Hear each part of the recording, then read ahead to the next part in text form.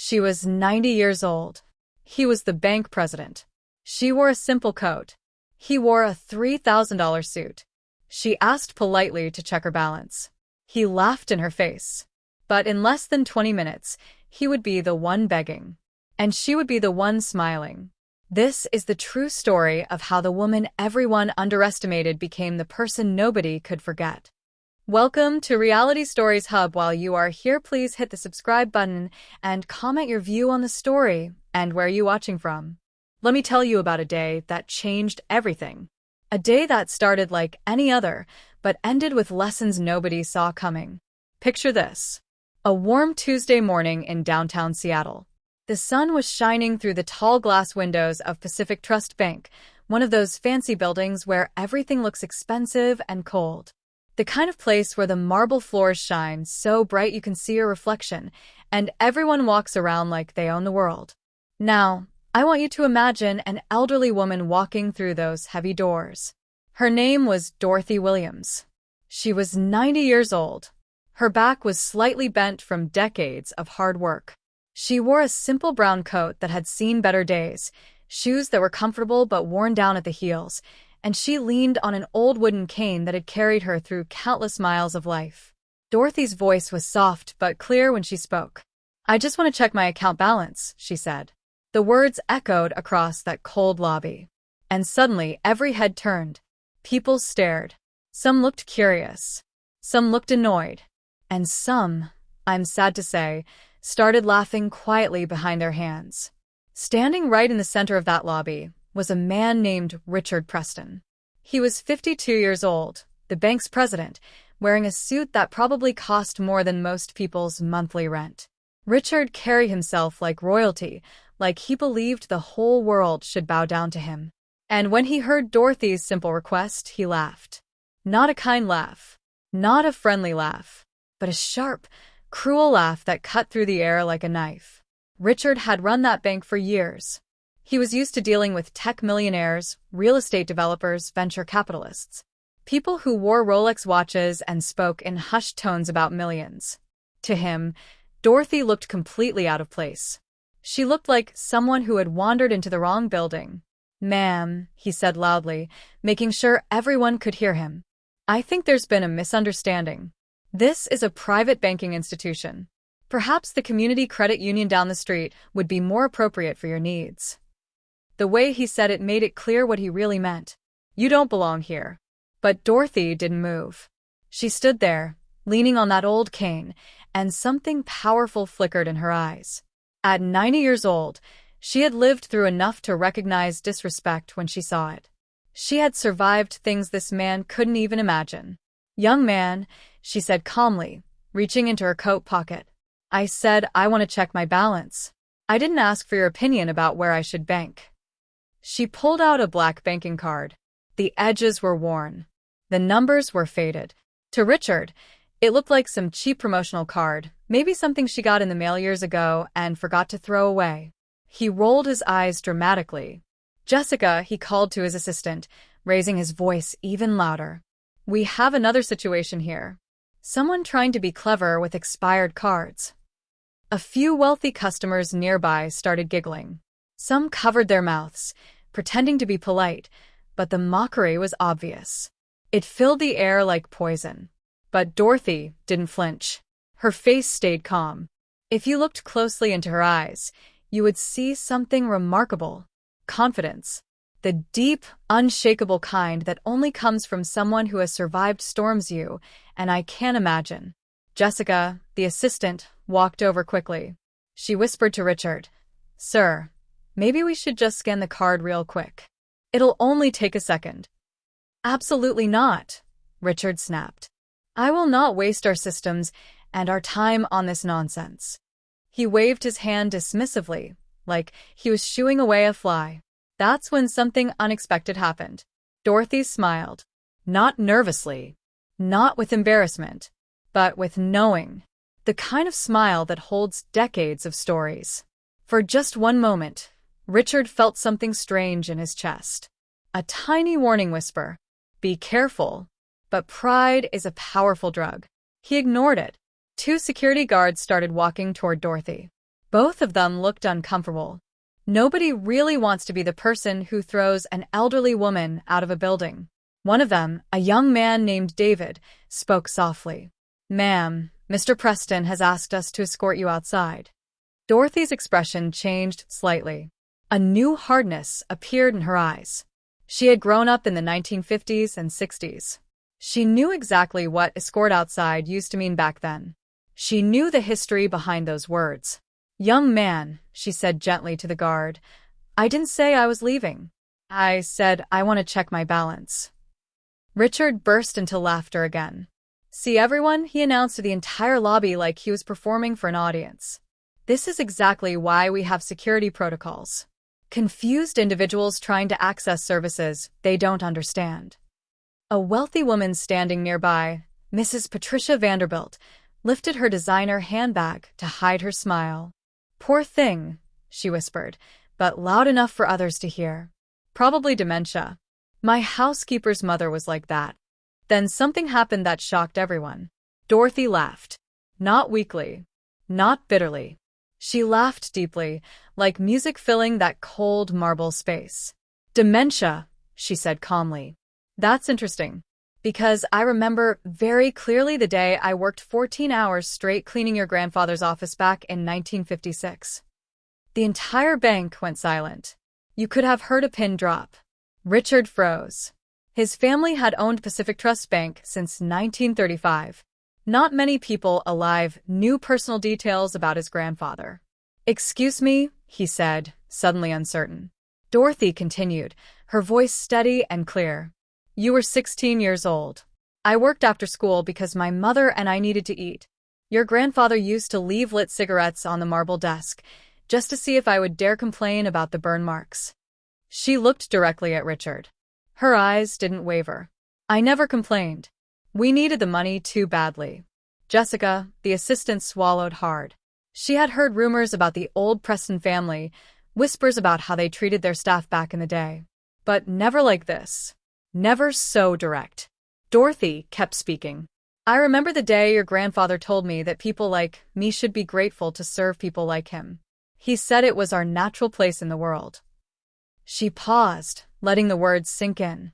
"Funny how family values get passed down through generations, isn't it, young Preston?" Richard's face turned red. Sweat started forming on his forehead. "These are just stories," he muttered. "Anyone can make up lies." Dorothy looked at him with an expression that was almost pitying. "Your grandfather had a scar on his left hand," she said slowly. "He got it the day he tried to throw a glass ashtray at my head when I was 17 years old. He missed, cut his own hand, and later told everyone it was a gardening accident." Dead silence. Several customers quietly started walking toward the exit. Nobody wanted to be part of this anymore. The entertainment had turned into something uncomfortable, something real. Richard felt like he was losing control, like everything solid beneath him was turning to sand. And then Dorothy said something that made the whole room feel heavier. "I've spent 70 years wondering if I would ever get the chance to show the Preston family what someone like me can truly become once she refuses to stay invisible." Every person in that lobby thought they knew what power looked like. They thought it was suits and titles and loud voices. But in that moment, they were learning something different. Real power is quiet. Real power is patience. Real power is a 90-year-old woman who refuses to be moved. Richard stood there, trying desperately to hold onto his authority.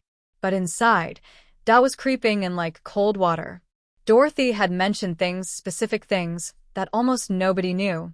And now fear was slowly replacing his pride. But Richard Preston was too proud to back down. Especially not in front of his wealthiest clients. He raised his voice again, trying to regain control. "Security," he shouted, and his voice cracked just slightly. "Remove this woman immediately. And if she refuses, call the police." Some people gasped. Others stepped back to watch, like this was theater, like this was entertainment for their boring Tuesday morning. But Dorothy didn't move an inch. Something in her posture shifted. Her shoulders straightened. Her spine lifted. Suddenly, she didn't look like a fragile grandmother anymore. She looked like a woman who had survived segregation, discrimination, violence, injustice, and came out standing. She lifted her head and stared directly at Richard. Her eyes were sharp and absolutely fearless. Richard actually took a small step backward. He didn't mean to. His body just responded to something primal in her gaze. Her voice cut through the room like steel. "Young Preston, are you absolutely certain you want to call the police on a client of your own bank? Because I believe the media would find that story very interesting." The entire lobby froze. And then the main doors opened. A tall man walked in, wearing a perfectly tailored dark suit. He moved with the kind of confidence that doesn't need to announce itself. This was Robert Chin, 58 years old, senior executive vice president and founding board member. One of the most powerful people in the entire organization. The moment Richard saw him, his stomach dropped. Robert's signature was on Richard's last performance review. Robert helped decide who stayed employed and who got fired. "Richard," Robert said calmly, but his voice carried weight. "Why am I hearing shouting from my office on the 10th floor?" Robert looked around slowly. He saw 2 security guards surrounding an elderly woman. He saw wealthy customers whispering nervously. He saw Richard sweating and red-faced. And Robert understood everything immediately. He could feel the racial tension in the air without anyone having to explain. Richard forced a smile. "Robert, thank goodness you're here. We have a confused woman with fake documents." Robert raised his hand and walked right past Richard. He went straight to Dorothy. His voice became warm. "Dorothy, it's wonderful to see you again. I hope everything is all right. Are you experiencing any difficulties with our services?" You could have heard a heartbeat in that silence. Richard felt dizzy. How could Robert possibly know this woman? How? For the first time all morning, real fear replaced Richard's pride. Dorothy smiled. But it wasn't a sweet smile. It was the smile of someone who had been waiting for this exact moment for a very long time. "Hello, Robert," she said. "I'm actually facing some interesting challenges. It seems young Preston here believes I don't look like the kind of customer this bank should serve." Robert turned slowly toward Richard. The look in his eyes could have melted steel. "Richard, my office. Now." Richard tried to defend himself. "But Robert, Now," Robert repeated, louder this time. His voice filled the entire building. Richard had no choice. He didn't need security to drag him. Robert's presence alone made him walk toward the elevator like a child being sent to the principal's office. Dorothy watched calmly. The first phase of her quiet justice was unfolding exactly as it should. The people in the lobby who had laughed just minutes earlier now couldn't meet her eyes. Some shifted uncomfortably. Some looked genuinely ashamed. Mrs. Patricia Vanderbilt, the woman who had joked about dementia, slowly walked up to Dorothy. Her voice shook. "Excuse me, do you really know Mr. Chin?" Dorothy turned to her with a gentle smile. "Honey, I taught Robert Chin mathematics at Jefferson High School in 1983. He was just a bright young boy who needed someone to believe in him." She paused, letting that truth settle. Funny how life works in circles, isn't it? Mrs. Vanderbilt felt all the blood drain from her face. She realized she had mocked someone who had spent her entire life teaching, guiding, lifting up children. A respected educator. Someone honorable. People nearby stopped talking and stared. The puzzle pieces were finally connecting. Meanwhile, in the elevator rising to the 10th floor, Robert stood in complete silence. Richard tried desperately to explain himself. "Robert, listen." She looked completely out of place. Anyone would have thought. Any racist person would have thought that. Robert answered coldly. He didn't raise his voice. He didn't even look angry. But the truth in his words hit harder than any shout ever could. "Dorothy isn't just a customer, Richard. She was my teacher. She was the only person who believed a poor kid could become more than what society expected." The elevator reached the 10th floor. The doors opened, but Robert didn't step out yet. He kept talking. "You want to know who Dorothy really is?" He didn't wait for an answer. "She taught mathematics for 40 years in some of the toughest schools in the city. She guided hundreds of children. Kids everyone else had given up on." Richard swallowed hard. Robert continued. "And when she retired, she invested every penny she had saved into a scholarship fund to help poor kids go to college." Richard felt his knees go weak. How was I supposed to know that? He whispered. Robert stared at him with something close to disgust. Because you should have asked before you humiliated her in public. Because leaders don't judge customers by their clothing or skin color. Because your job is to serve people, not to entertain your wealthy friends by destroying someone's dignity. When the elevator doors opened fully, Robert walked straight out. He didn't look back. He simply headed toward his office with quick, purposeful steps, like a man who already knew exactly what needed to happen next. Richard, however, stood frozen in that hallway. Through the glass walls, he could see Robert enter his office, sit down, pick up the phone, and start making calls.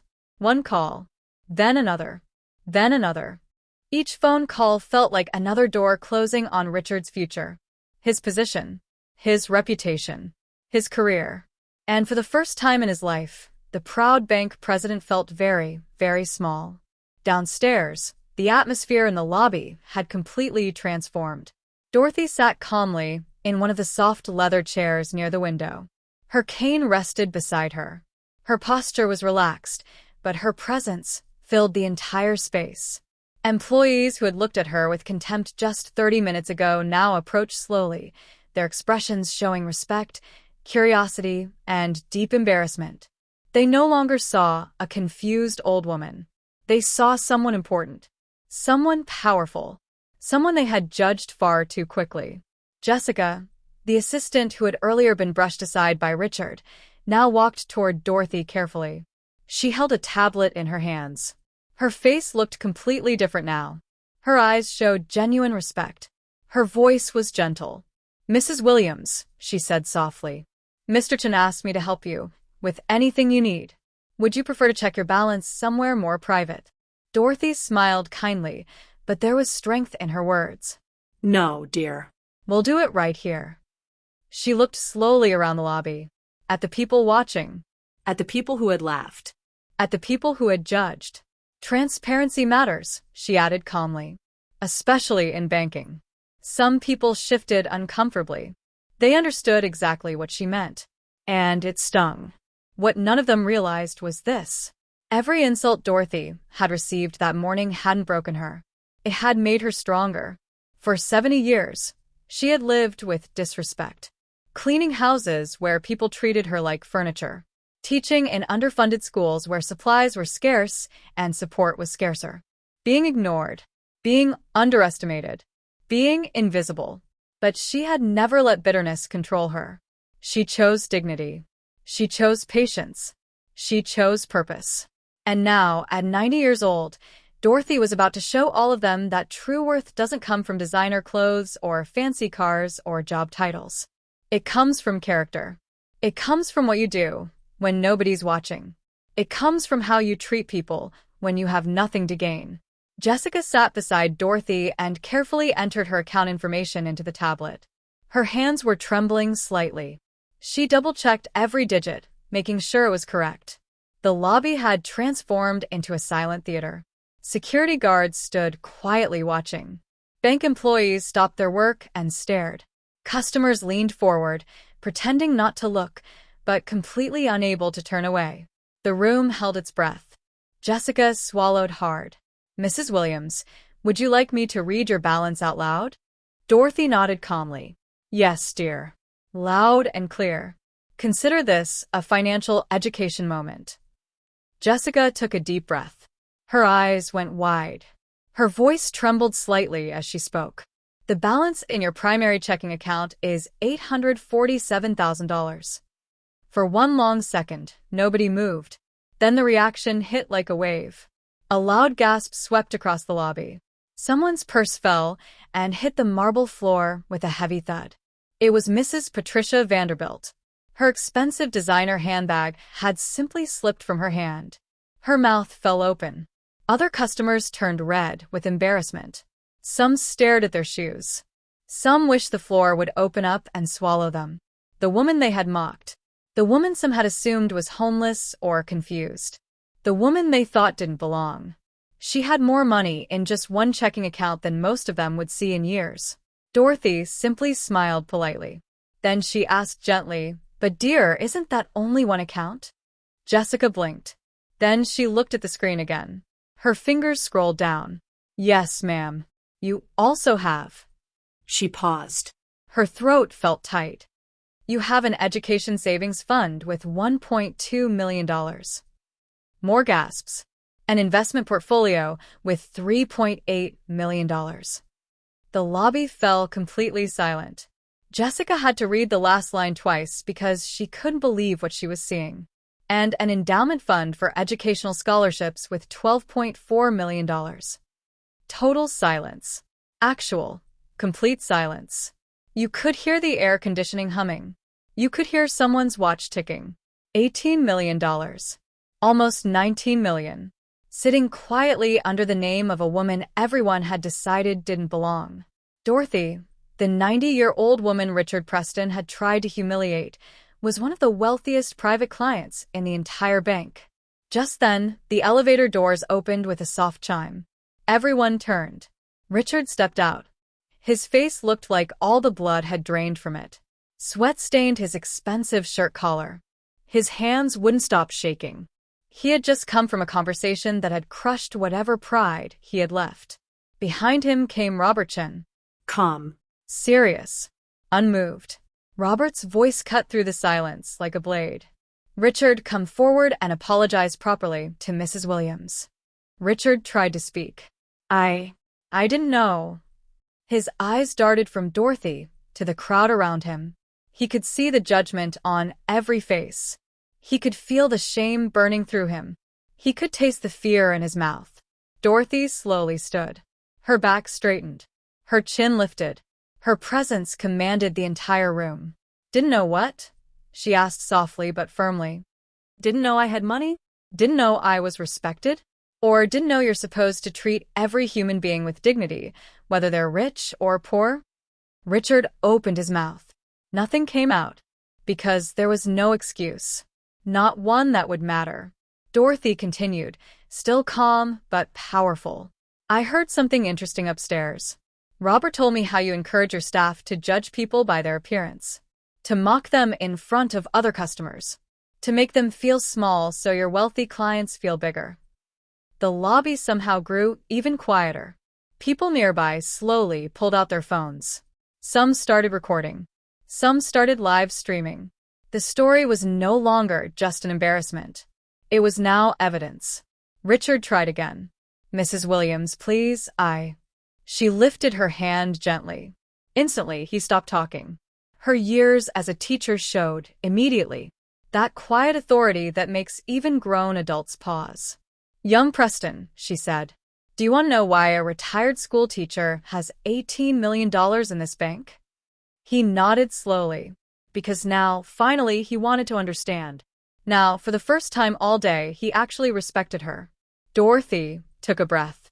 During my 40 years of teaching, I saved and invested 60% of every paycheck. I lived simply. I drove used cars. I wore clothes until they fell apart.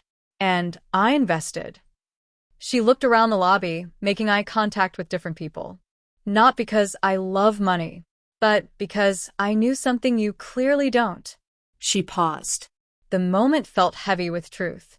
I knew that education and smart investing break the cycle of poverty. So, I didn't just invest for myself. I invested for children you would never look at twice. At that moment, Robert stepped closer, holding a file folder in his hands. Richard, you should also know this. His voice was firm. Mrs. Williams is the largest private donor to our community scholarship program. In the last 10 years alone, she has funded full college educations for 47 students. Richard's knees almost buckled. The weight of it hit him like a physical blow to the chest. He hadn't just insulted a millionaire. He hadn't only judged someone unfairly based on their appearance. He had attacked someone who had spent her entire life lifting others up. Someone more honorable than he had ever been. And in that moment, Richard understood the full size of his mistake. He had publicly humiliated a multi-million-dollar client. He had mocked the woman whose values the bank literally used in its advertisements. Generosity, kindness, service to the community. And now everyone could see it. Everyone knew. Dorothy looked at him calmly. Her smile no longer felt warm. It was the smile of someone who had seen too much to be fooled anymore. "And there's one more thing," she said gently. She reached into her coat pocket and pulled out her phone. "Technology really is something, isn't it?" She held up the phone so Richard could see the recording icon. It was still running. "I've been recording everything since I walked through those doors." All the color drained from Richard's face. His throat went dry. In a world where videos spread across social media in minutes, his cruel behavior could destroy everything he had built. A lifetime of reputation, gone in hours. Robert's expression hardened. "Margaret, I believe our board of directors should see this recording. They deserve to know what kind of leadership is currently guiding this institution, especially since our reputation depends entirely on customer trust." Dorothy nodded slowly. "I agree completely." Robert turned to Richard. "You are suspended immediately, effective now, while we conduct a full investigation into this incident and your overall leadership practices." Richard tried to speak. "Robert, you can't do this. I have responsibilities. A family. Bills to pay." Dorothy spoke before he could finish. "I am 90 years old," she said firmly, "and I've spent my entire life proving that human dignity is not for sale." Her eyes didn't waver. "Every investment I made, every child I helped go to college, every dollar I earned." She paused. "All of it came because I refused to let people like you decide my worth." She took a step closer. Richard stepped back without thinking. For years, he had used his position to intimidate others. Now he was the one shrinking. "The difference between us," Dorothy said softly, "is very simple. You use your power to make people feel small. I use mine to lift people up." He swallowed hard, unable to respond. "You use power to control," she continued. "I use it to create opportunity." The message landed on everyone in that lobby. The silence was profound. Everyone knew she was absolutely right. Just then, Mrs. Patricia Vanderbilt, the wealthy woman who had laughed earlier, took a shaky step forward. "Mrs. Williams," she said, her voice trembling, "I want to apologize. Truly. I behaved terribly. There's no excuse for what I said." Dorothy turned to her gently. "Dear, everyone makes mistakes. What matters is whether we learn from them or repeat them." The kindness in her response somehow made the lesson hit even harder. Then security approached. But not for Dorothy. For Richard. The same humiliating walk he had once forced on others, he was now being asked to take himself. A quiet irony nobody missed. The lobby watched in silence as Richard Preston, former bank president, was escorted toward the door. And Dorothy sat back down in that leather chair like nothing dramatic had just happened. "Jessica," she said calmly, smiling at the young assistant. "I'd like to make some transfers, please. I have new scholarship students who need funding for next semester." And at that moment, everyone finally understood. Her true wealth was never the number in her bank accounts. Her real wealth was what she did with those numbers. She turned injustice into education. She turned shame into lessons. She turned prejudice into opportunity. And while Richard walked out carrying nothing but regret and fear, Dorothy remained seated. Strong. Steady. Victorious. Not because she shouted, but because she never broke. 6 months passed. Pacific Trust Bank was no longer the same institution. It had been transformed completely, rebuilt from the inside out. New policies were written. Comprehensive training programs were implemented. Every employee, from the newest teller to the most senior executives, learned to treat every customer with equal dignity regardless of their appearance, age, or how they dressed. And one bright morning in June, Dorothy Williams walked through those same glass doors. But this time, everything was different. She was no longer the old woman who supposedly didn't belong. She was now a member of the board of directors. The first Black woman to ever hold that position in the bank's 90-year history. And when she entered that lobby, everyone stood. Not out of fear, out of genuine respect. Richard Preston, however, was nowhere to be seen at the bank. He had been terminated the very next day after the incident. The video Dorothy recorded went viral across social media. 12 million views in the first week alone. It became a case study used in business schools, diversity training seminars, and leadership programs on discrimination and unconscious bias. Richard tried applying to other financial institutions, but every door closed. The banking world is surprisingly small. People talk. Reputations travel fast. His name had become a warning label, a cautionary tale about what happens when prejudice meets power. Meanwhile, Robertson looked at quarterly reports during a board meeting one afternoon and said something that made everyone pause. Since we implemented Dorothy's inclusion policies and community outreach initiatives, our customer base has increased by 340%. Our profits are at record highs. Community trust scores have never been better. Everyone understood. Respect grows business. Discrimination destroys it. The numbers proved what should have been obvious all along. But Dorothy didn't stop with just changing one bank. She used her new influence to improve everything she touched. The scholarship program expanded rapidly. Within 6 months, hundreds of students from underprivileged communities had hope, had funding, had futures they never thought possible. That December afternoon, Dorothy was sitting in her new office on the 15th floor when Jessica walked in. Jessica had been promoted to Director of Inclusive Services, a position created specifically to ensure what happened to Dorothy would never happen to anyone else. "Mrs. Williams," Jessica said warmly, holding an envelope. "I wanted you to read this yourself." Dorothy carefully opened it. Inside was a handwritten letter from Thomas Chun, Robert's nephew, one of her scholarship recipients. He wrote, "Dear Mrs. Williams, today I received my first paycheck as a software engineer at a major tech company. None of this would have been possible without your courage that day at the bank. Thank you for believing in me when I didn't believe in myself." Warm tears filled Dorothy's eyes. She placed the letter carefully in her desk drawer, alongside 847 other letters she had received over the years. Each one represented a life changed, an opportunity created, a seed that had grown into a forest. Across the city, Richard Preston now worked as a retail clerk at a department store. No fancy suit, no corner office, no authority. He hid his past from coworkers. He avoided questions about his previous career. And for the first time in his life, he learned what it felt like to be overlooked, invisible, judged based on his current position rather than his potential. It hurt deeply. Meanwhile, Mrs. Patricia Vanderbilt, the wealthy customer who had once mocked Dorothy, became one of the largest private donors to the scholarship program. At a fundraising gala, she confessed publicly, "For years, I thought dignity and worth only belonged to people born into money or those who achieved financial success. Now I understand that dignity belongs to people who respect others. Real wealth is measured by what you give, not what you keep." The transformation rippled outward like waves on a pond. Soon, the city awarded Dorothy honorary citizenship, recognizing her lifetime of service to education and community development.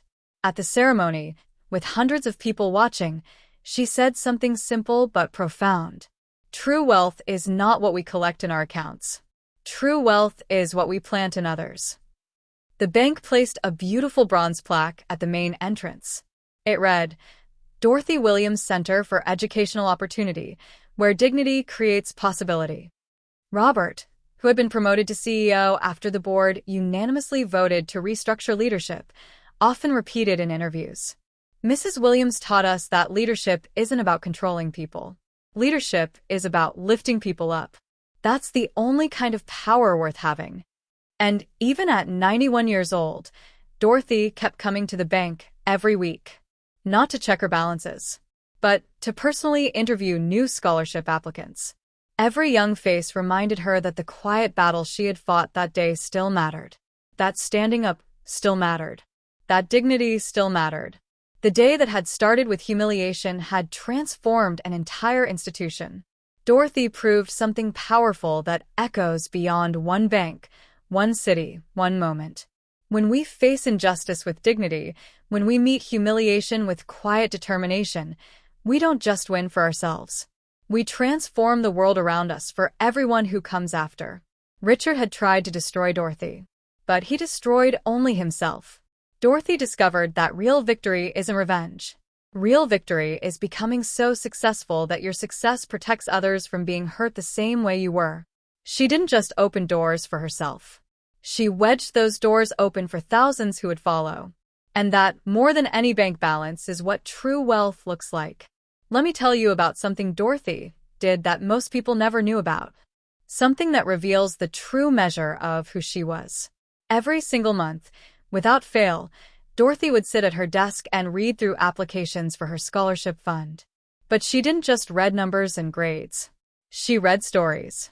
She read struggles. She read dreams that society had told young people they had no right to dream. There was Keisha, a 17-year-old girl from the South Side who wanted to be a doctor but whose school counselor told her to be realistic and consider being a medical assistant instead. Dorothy funded her entire pre-med education. Today, Keisha is a pediatric surgeon saving children's lives. There was James, whose father was in prison and whose mother worked 3 jobs just to keep food on the table. He had a gift for mathematics but no money for college. Dorothy saw his potential. She funded not just his education but also provided him a laptop and textbooks. Today, James teaches mathematics at a university, inspiring students just like Dorothy once inspired him. There was Maria, an immigrant's daughter who spoke English as her third language and dreamed of becoming a civil rights attorney. Dorothy didn't just give her money. She mentored her personally, sharing stories of her own experiences with discrimination. Today, Maria works for a major nonprofit defending people who can't defend themselves. The letters kept coming, year after year, story after story, life after transformed life. But here's what made Dorothy different from most philanthropists. She didn't want buildings named after her. She didn't want statues or plaques everywhere. She wanted results. She wanted to see young people succeed. She measured her wealth not in dollars but in diplomas, in careers launched, in families lifted out of poverty. One afternoon, a young journalist named Rebecca came to interview Dorothy for a feature story. Rebecca asked the question everyone wanted to know. Mrs. Williams, after everything Richard Preston did to you, after the humiliation and the prejudice, why didn't you just take your money and go to a different bank? Why did you stay and fight? Dorothy was quiet for a long moment. She looked out the window of her office, watching people walk by on the street below. Finally, she spoke. Because leaving would have been easier for me, but it wouldn't have changed anything for the next person. The next elderly woman. The next person of color. The next person who didn't look like Richard Preston thought they should look. She turned back to Rebecca.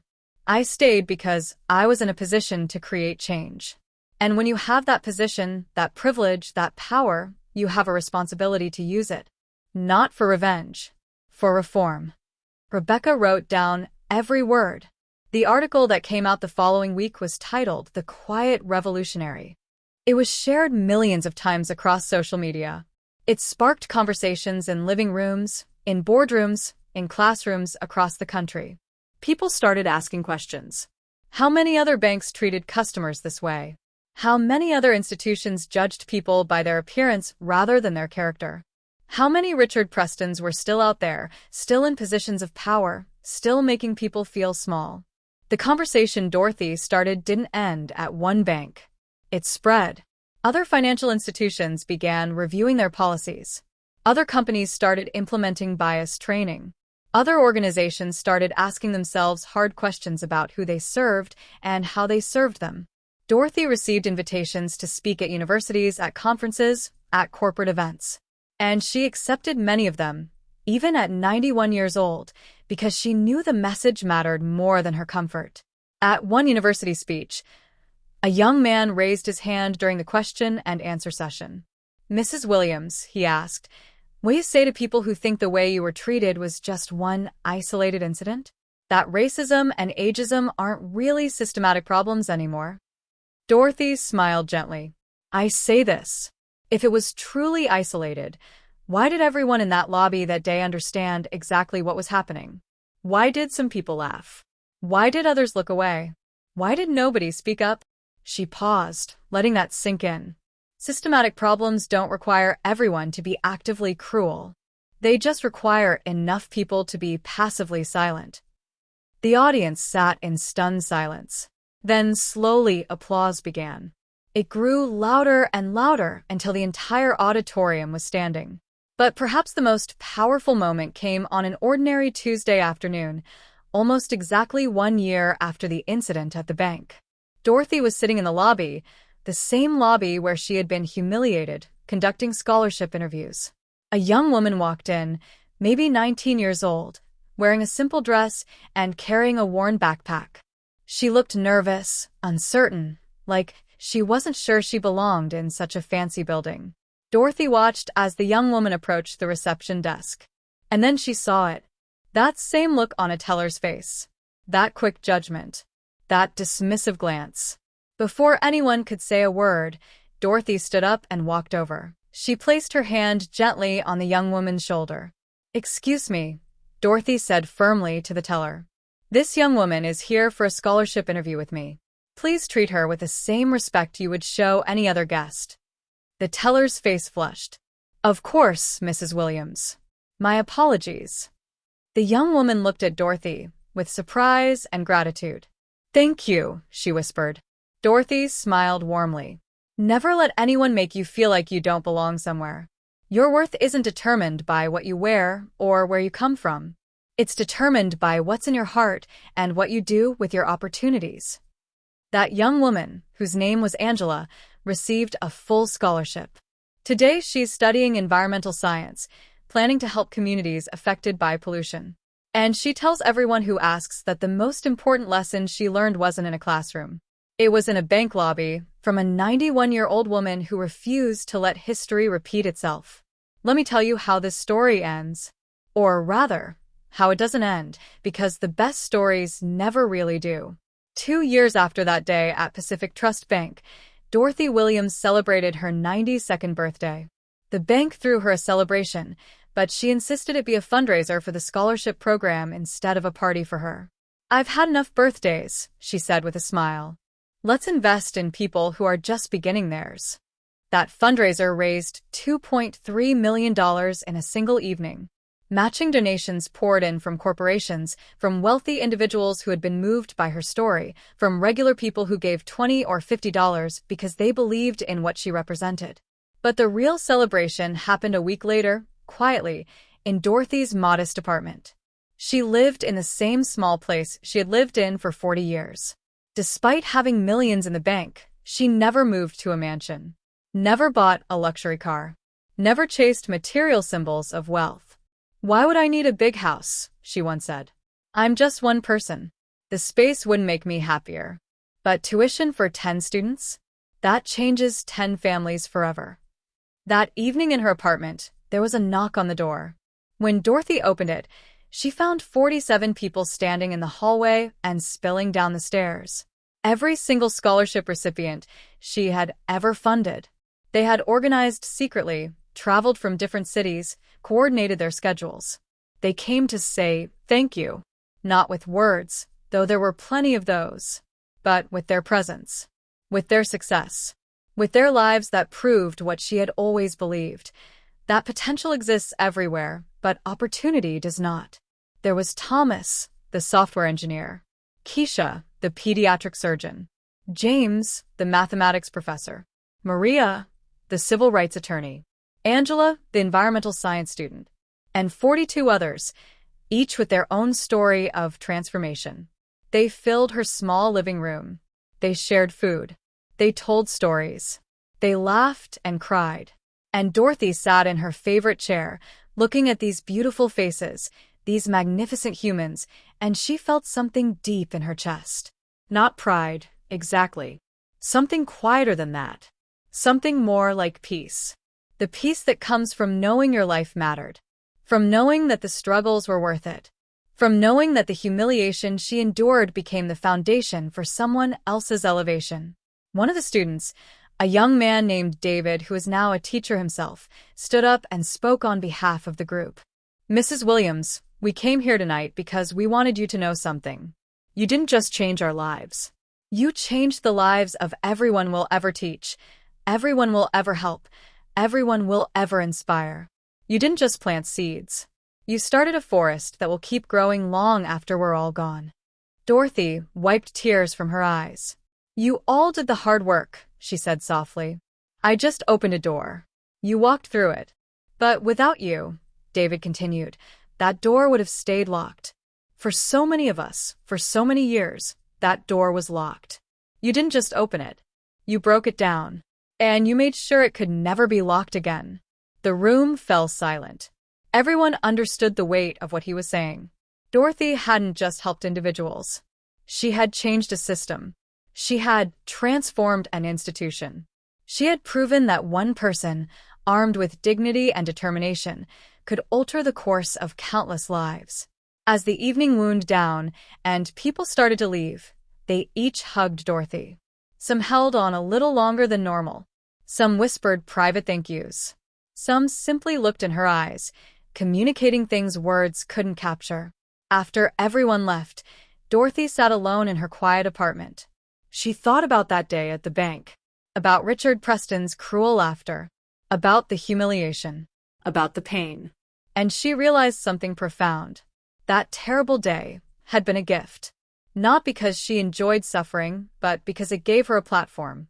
It gave her a microphone. It gave her the opportunity to show the world what grace under pressure looks like, what dignity in the face of discrimination looks like, what quiet revolution looks like. Richard Preston had tried to make her small. Instead, he made her enormous.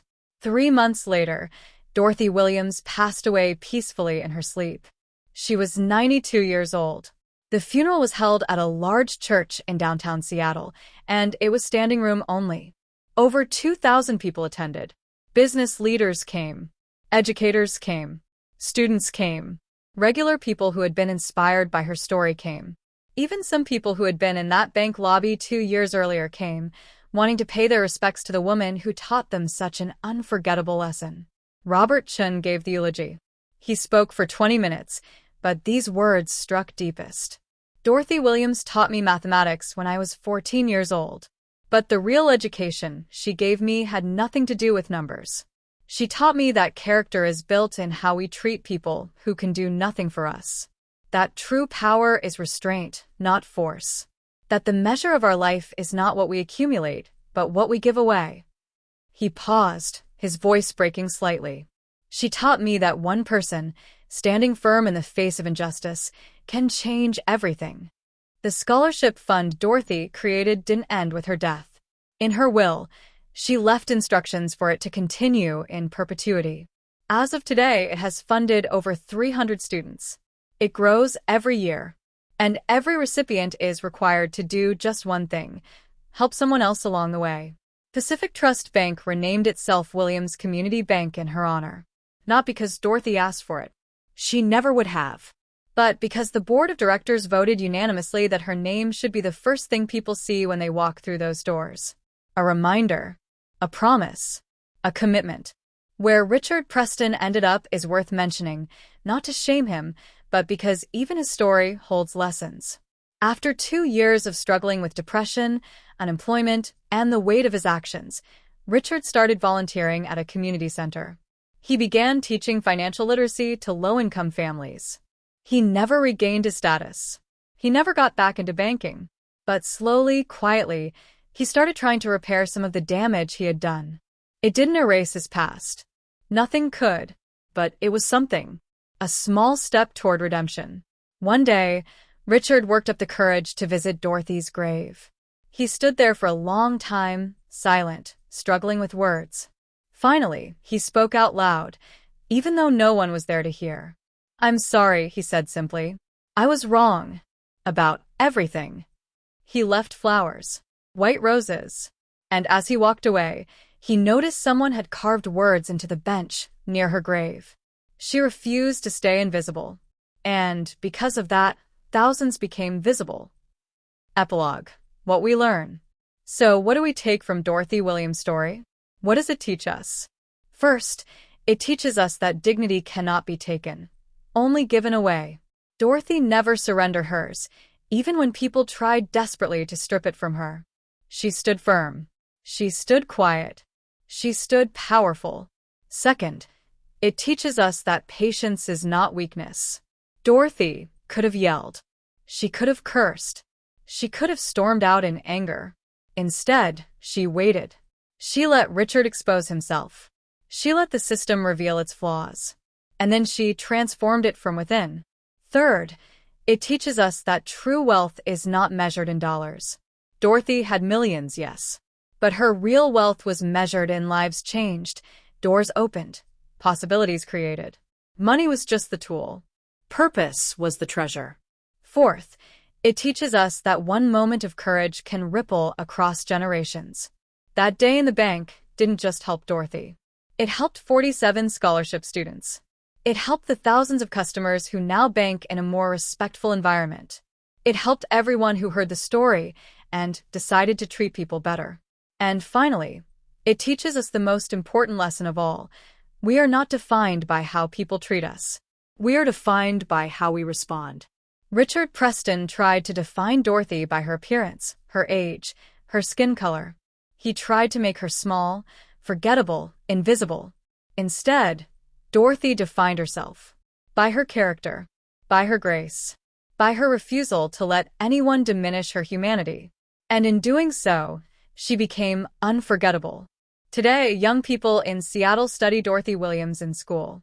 Her story is part of the curriculum on civil rights and social justice. Children learn her name alongside other heroes who stood up for what was right. Not because she led marches, though that matters. Not because she gave speeches, though those have power. But because she did something equally revolutionary. She stood still. She refused to be moved. She refused to accept anyone else's judgment of her worth. And sometimes, that's the bravest thing you can do. So, the next time you see someone who looks different from you, someone who seems out of place, someone society tells you doesn't belong, remember Dorothy Williams. Remember that appearances lie. Remember that assumptions blind. Remember that dignity lives in every human heart, waiting to be respected or dismissed. Choose respect. Choose curiosity. Choose kindness. Because you never know when the person you're judging might actually be the person who changes everything. Dorothy Williams was 90 years old, wore a simple coat, and carried an old wooden cane. And she transformed an entire bank, funded hundreds of educations, and taught millions of people watching online that quiet strength changes the world. The question isn't whether you have power. Everyone has some power, even if it's small. The question is, what will you do with yours? Will you use it to make people feel small? Or will you use it to lift them up? That choice, my friends, is what defines us all. And if this story touched your heart, if it made you think differently, if it inspired you to treat people better, then Dorothy's legacy continues. Through you, through me, through everyone who chooses dignity over cruelty, patience over anger, and purpose over pride. That's how change happens. Not all at once, but one person at a time. One choice at a time. One moment of courage at a time. Just like Dorothy Williams showed us on a Tuesday morning in Seattle, when she walked into a bank and refused to stay invisible. The end.